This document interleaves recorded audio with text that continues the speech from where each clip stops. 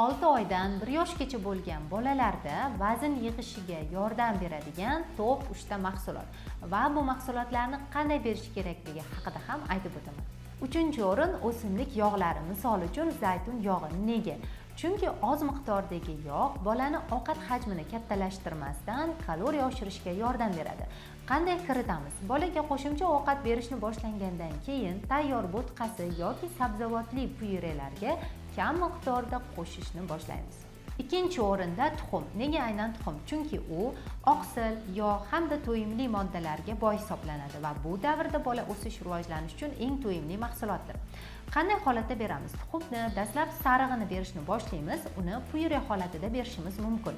Faqat tuxum kuchli allergen bo'lganligi sababli dastlab kichkina hajmda kiritamiz va bolani reaksiyasi bor yo'qligini kuzatamiz. 1-o'rin go'sht va go'sht mahsulotlari. Nega aynan go'sht? Go'sht oqsilga boy hamda bundan tashqari temirga ham boy bo'lgan manbadir. Aynan taxminan bola 6 oyligidan boshlab temirga boy bo'lgan mahsulotlarni berish juda ham muhimdir. Qanday holatda beramiz? Ularni pyure holatida yoki mayda bo'laklarga bo'lingan holda yoshiga moslab berishimiz mumkin. Bundan tashqari ularni sabzavotli pyurelar bilan ham birga berish mumkin. Agar farzandingiz uzoq vaqt vazn qo'shmasa yoki vazni borgan sari kamayib ketayotgan bo'lsa, albatta pediatrga murojaat qiling va buni sababini aniqlash lozim. Keyingi videoda bolani vazn qo'shishga yordam beradigan mahsulotlarni aytib o'taman.